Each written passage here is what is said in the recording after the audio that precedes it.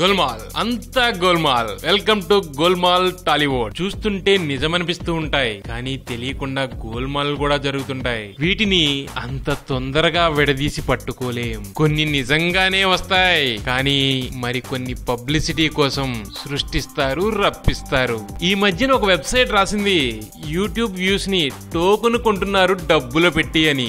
ఈ బిజినెస్ చేసే సంస్థలు హైదరాబాద్ లో పదుల సంఖ్యలోనే ఉన్నాయంట.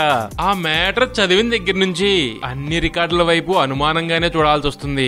మొన్నటి వరకు టాలీవుడ్ లో 10 లక్షల వ్యూస్ వస్తేనే చొక్కాలు తీసుకుని ఎగరేసే పరిస్థితి. ఇప్పుడేమో ఎవరు చూసినా 50 లక్షలు, 60 లక్షలు, 70 లక్షలు, కోటి అంటున్నారు. ఈ రికార్డుల అయోమయం నడుస్తుండగానే ఎవరి ఊహలకు అందకుండా 10 కోట్ల వ్యూస్ వైపు తోసుకుపోతుంది బాహుబలి ట్రైలర్. కోటి వ్యూస్ కోసం బాలీవుడ్ సినిమాలే కొట్టుకు చేస్తున్నాయి.